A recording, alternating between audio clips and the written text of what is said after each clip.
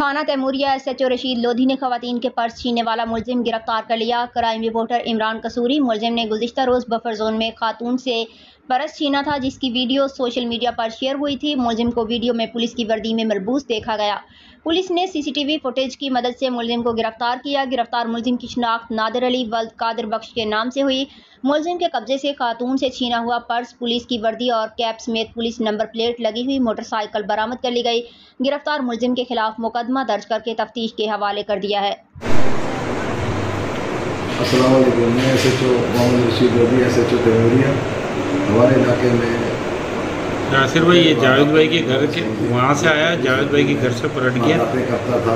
ये छीनी और ये बाइक भी इनकी गिरी, इसकी गिरी हुई है। इसकी काफ़ी शिकायतें हमें थी। ये इसने बाइक उड़ाई है, भी थाने में दर्ज करवाई है। हमने अपने आला साहब को इसके बारे में बताया, जिन्होंने फिर को DI साहब वेस्ट और SSP सेंट्रल निशान शफीक सदीकी साहब ने फिर मुलजिम को गिरफ्तार करने का हुक्म दिया। ये टाइम हो रहा है 9:01 पे, जिसने इस फैमिली से छीना।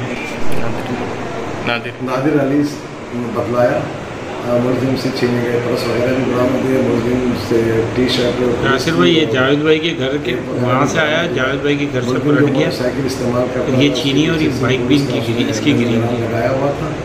मजीद जो है ये इसने बाइक उड़ाई है, इसकी जा रही है।